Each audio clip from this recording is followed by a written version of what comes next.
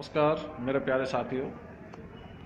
आज हम class 9th का एनसीईआरटी बुक का चैप्टर नंबर 3 पढ़ रहे हैं, जिसमें हमने पहला जो पार्ट था इसके अंदर नाथसीवाद और हिटलर का उदय उसके बारे में जाना।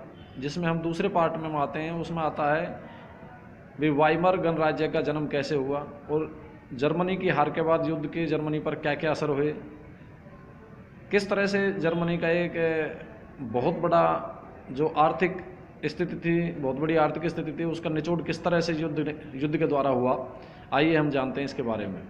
यानी राइक्सटाग राइक्सटाग ये वहाँ की संसद का नाम है। जैसे हमारे भारत में संसद है ना, जिसके 2 सदन हैं, लोकसभा और राज्यसभा, वैसे ही वहाँ की संसद को राइक्सटाग कहा जाता है।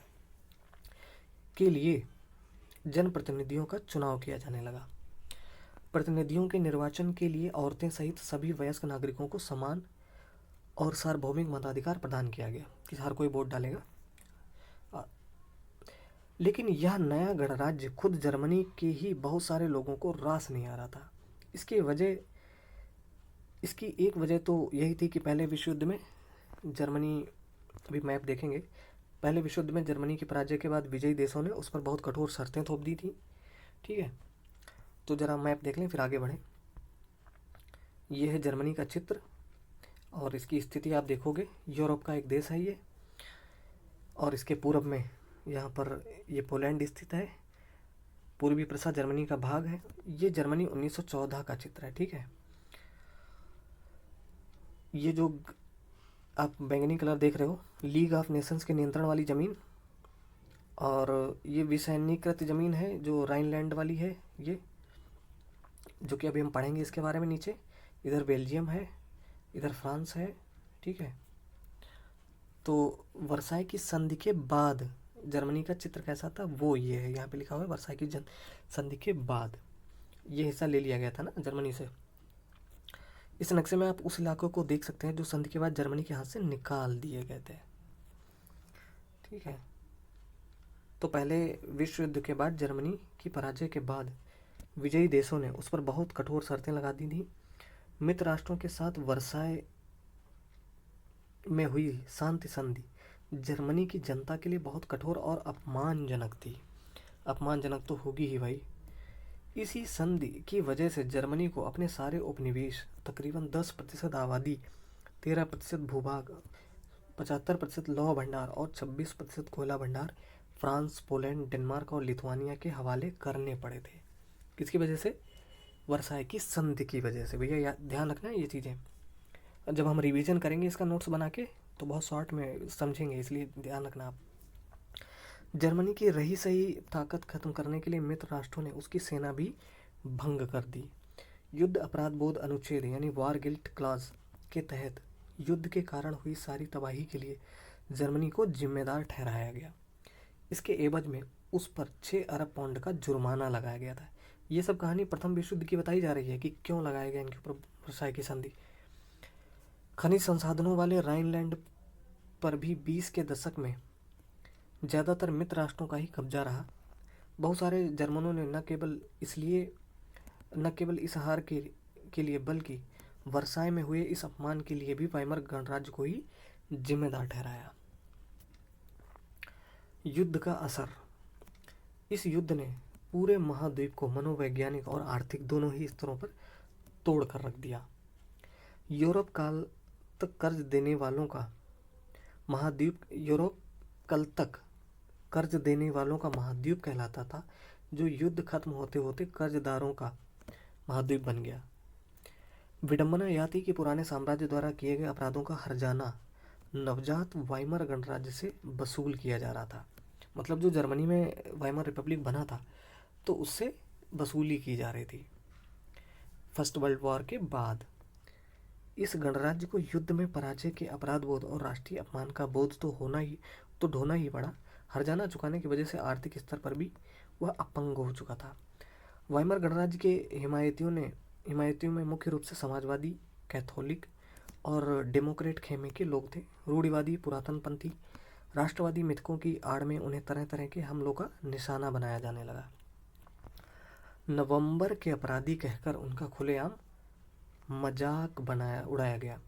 इस मनोदशा का 30 के दशक के शुरुआती राजनीतिक घटनाक्रम पर गहरा असर पड़ा। तो क्या पड़ा? पहले महायुद्ध या कह सकते हो प्रथम विश्व युद्ध ने यूरोपीय समाज और राजनीतिक व्यवस्था पर अपनी गहरी छाप छोड़ दी थी। सिपाहियों को आम नागरिकों के मुकाबले ज़्यादा सम्मान दिया जाने लगा। राजनेता और प्रचारक इस बात पर जोर देने लगे कि पुरुषों को आक्रामक, ताकतवर और मर्दाना गुणों वाला होना चाहिए। मीडिया में खंदकों की जिंदगी का महिमा मंडन किया जा रहा था, लेकिन सच्चाई यह थी कि सिपाही इन खंदकों में बड़ी दयनीय जिंदगी जी रहे थे। वे लाशों को खाने वाले चूहों से घिरे रहते थे। वे जहरीली गैस और दुश्मनों की गोलाबारी का बहादुरी से सामना करते हुए भी अपने साथियों को पल पल मरते देखते थे। सार्वजनिक जीवन में आक्रामक फौजी प्रचार और राष्ट्रीय सम्मान व प्रतिष्ठा की चाह के सामने बाकी सारी चीज़ें गौड़ ही हो गईं। जबकि हाल ही में सत्ता में आए रूढ़िवादी तानाशाहों को व्यापक जन समर्थन मिलने लगा। उस वक्त लोकतंत्र एक नया और बहुत नाजुक विचार था, जो दोनों महायुद्धों के बीच पूरे यूरोप में फैली अस्थिरता का सामना नहीं कर सकता था। तो यहाँ पर कुछ नए शब्द दिए हैं। हर्जाना का मतलब तो आप जानते ही हो कि किसी गलती के बदले दंड के रूप में नुकसान की भरपाई। खंदक शब्द का मतलब क्या होता है? युद्ध के मोर्चे पर सैनिकों के छिपने के लिए खोदे गए गड्ढे को कहा जाता था खंदक। ठीक है, जैसे खाई होती है ना, वैसे ही खंदक समझ लो आप। अब है राजनैतिक रेडिकलवाद यानी आमूल परिवर्तनवाद और आर्थिक संकट। जिस समय वाइमर गणराज्य की स्थापना हुई, उसी समय रूस में हुई बोल्शेविक क्रांति की तर्ज पर, जिसके बारे में हम लोगों ने पिछले चैप्टर में देखा था। देखो, पुराने चैप्टर्स अगर नहीं देखें तो आप पहले देख लो उनको, ठीक है? नीचे डिस्क्रिप्शन में लिंक दी गई, वहाँ से जाकर प्लेलिस्ट में। तो बोल्शेविक क्रांति की तर्ज पर जर्मनी में भी स्पार्टकिस्ट लीग अपने क्रांतिकारी विद्रोह की योजनाओं को अंजाम देने लगी। ठीक है, एक चित्र यहाँ पे दिया गया है, ये स्पार्टकिस्ट लीग नामक रेडिकल संगठन द्वारा आयोजित की गई रैली का दृश्य है इसमें। तो Prussian chamber of deputies Berlin के सामने आयोजित रैली 1918-19 के जाड़ों में बर्लिन की सड़कों पर आम लोगों का ही कब्जा था। राजनीतिक प्रदर्शन रोजाना की घटना बन गया था। ठीक है, बहुत सारे शहरों में मजदूरों और नाविकों की सोवियतें बनाई गईं। बर्लिन के राजनीतिक माहौल में सोवियत किस्म की शासन व्यवस्था की हिमायत के नारे गूंज रहे थे। इसीलिए समाजवादियों, डेमोक्रेट्स और कैथोलिक गुटों ने वाइमर में इकट्ठा होकर इस प्रकार की शासन व्यवस्था के विरोध में एक लोकतांत्रिक गणराज्य की स्थापना का फैसला लिया। और आखिरकार वाइमर गणराज्य ने पुराने सैनिक के फ्री कोर नामक संगठन की मदद से इस विद्रोह को कुचल दिया। किसने? वाइमर रिपब्लिक ने। इस पूरे घटनाक्रम के बाद स्पार्टकिस्टों ने जर्मनी में कम्युनिस्ट पार्टी की नींव डाली। किसने डाली? स्पार्टकिस्टों ने। इसके बाद कम्युनिस्ट यानी साम्यवादी और समाजवादी एक दूसरे के कट्टर दुश्मन हो गए थे और हिटलर के खिलाफ कभी भी साझा मोर्चा नहीं खोल सके। मतलब ये दोनों हिटलर के खिलाफ थे, लेकिन कभी इकट्ठे नहीं हो पाए दोनों। क्रांतिकारी और उग्र राष्ट्रवादी दोनों ही खेमे रेडिकल समाधानों के लिए आवाज़ें उठाने लगे। एक चित्र यहाँ पे दिया गया है। वेतन भुगतान के लिए बर्लिन में टोकरियों और ठेलों में कागज़ के नोट लादे जा रहे हैं। 1923 जर्मन मार्क की कीमत इतनी कम रह गई थी कि मामूली भुगतान के लिए भी बहुत सारे नोटों की ज़रूरत पड़ती थी। तो ये सारी नौबतें आ गई थी। राजनीतिक रेडिकलवादी विचारों को 1923 के आर्थिक संकट से और बल मिला, मतलब और ज़्यादा बल मिला। जर्मनी ने पहला विश्व युद्ध मोटे तौर पर कर्ज लेकर लड़ा था और युद्ध के बाद तो उसे स्वर्ण मुद्रा में हर्जाना भी भरना पड़ा। इस दोहरे बोझ से जर्मनी के स्वर्ण भंडार लगभग समाप्त होने की स्थिति में पहुंच गए थे।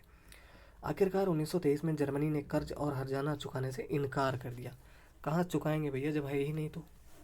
इसके जवाब में फ्रांसीसियों ने जर्मनी के मुख्य औद्योगिक इलाके जो कि था रूर, उस पर कब्जा कर लिया कि ठीक है, पैसा नहीं दोगे हम हड़प लेंगे ये चीज़ें। जब जर्मनी के विशाल कोयला भंडारों वाला इलाका था जर्मनी ने फ्रांस के विरुद्ध निष्क्रिय प्रतिरोध के रूप में बड़े पैमाने पर कागजी मुद्रा छापना शुरू कर दिया। जर्मन सरकार ने इतने बड़े पैमाने पर मुद्रा छाप दी कि उसकी मुद्रा मार्क का मूल्य तेजी से गिरने लगा। अप्रैल में एक अमेरिकी डॉलर की कीमत 24,000 मार्क के बराबर थी, जो जुलाई में 3,53,000 मार्क और अगस्त में 46,21,000 मार्क तथा दिसंबर में तो ये कितनी हो गई थी, 9,88,60,000 मार्क हो गई थी। समझ रहे हो, एक अमेरिकी डॉलर की कीमत इस तरह। अच्छा, ये कॉन्सेप्ट क्या यहाँ पे कहा गया, दरअसल इसको आप समझ लो फिर आगे बढ़ते हैं। इन्होंने जब छापना ही शुरू कर दिया, जब मुद्रा, जैसे मान लो नकली नोट छाप दो, जैसे इंडियन करेंसी है, रुपए के संबंध में समझते हैं। जैसे अभी मान लो $1 बराबर 70 रुपये मान लो आप, मान लो, मानने में क्या जाता है, 70 रुपये है।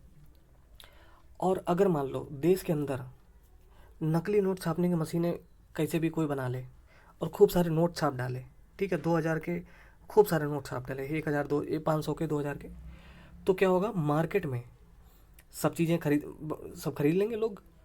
तो क्या होगा कि जो चीज़ आज 100 रुपये की मिल रही है वो कितने की मिलेगी, महंगी हो जाएगी ना वो चीज़ 1,000 रुपये की मिलेगी।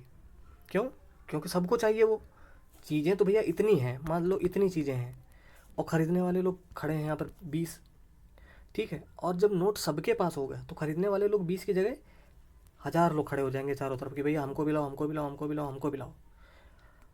और लोग ज़्यादा से ज़्यादा पैसा देने के लिए तैयार हो जाएंगे कि भैया 100 रुपये में नहीं, मैं 1,000 रुपये में खरीद लूँगा ये चीज़, लेकिन हमें दे दो। तो चीज़ की कीमत बढ़ जाएगी वो, यानी जो 100 रुपये की चीज़ है 1,000 रुपये की हो जाएगी, 1,000 की 10,000 की चीज़ें बहुत ज़्यादा गुना बढ़ जाएंगी। तो उससे क्या होगा, रुपये की वैल्यू कम हो जाएगी ना। $1 जो 70 रुपये के बराबर है वो $1 पता चला 1,000 रुपये के बराबर हो जाएगा। क्यों? क्योंकि जो चीज़ 70 रुपये में आपको मिल रही थी अब वही चीज़ 1,000 रुपये में मिल रही है। तो मुद्रा की कीमत कैसे घटती है, मुद्रा का मूल्य, ये कॉन्सेप्ट इकोनॉमी का है। जब हम लोग अर्थव्यवस्था की एनसीईआरटी पढ़ेंगे तब समझाएंगे आपको, जिन लोगों को नहीं आता उनके लिए बता रहे हैं। तो ऐसे मुद्रा की कीमत घटती और बढ़ती है, ठीक है।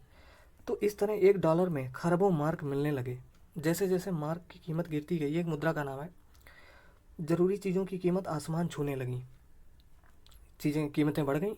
रेखा चित्रों में जर्मन नागरिकों को पाव रोटी खरीदने के लिए बैलगाड़ी में नोट भरकर ले जाते हुए दिखाया जाने लगा, यानी पाव रोटी खरीदने के लिए भी एक बैलगाड़ी भर के नोट होने चाहिए। जर्मन समाज दुनिया भर में हमदर्दी का पात्र बनकर रह गया। इस संकट को बाद में अति मुद्रास्फीति का नाम दिया गया, यानी ग्रेट डिप्रेशन। जब कीमतें बेहिसाब बढ़ जाती हैं तो उस स्थिति को अति मुद्रास्फीति का नाम दिया जाता है। यहाँ पर एक लाइन लगी हुई है, इसके बारे में देखिए क्या है। रात को सोने के लिए कतार में खड़े बेघर लोग 1923, ठीक है, जिनके पास घर नहीं थे, उनकी कहानी ये थी। जर्मनी को इस संकट से निकालने के लिए अमेरिकी सरकार ने हस्तक्षेप किया। इसके लिए अमेरिका ने डॉप्स योजना बनाई। इस योजना में जर्मनी के आर्थिक संकट को दूर करने के लिए हर्जाने की शर्तों को दोबारा तय किया गया। अब है मंदी के साल। सन 1924 से 1928 तक जर्मनी में कुछ स्थिरता रही, लेकिन यह स्थिरता मानो रेत के ढेर पर खड़ी थी।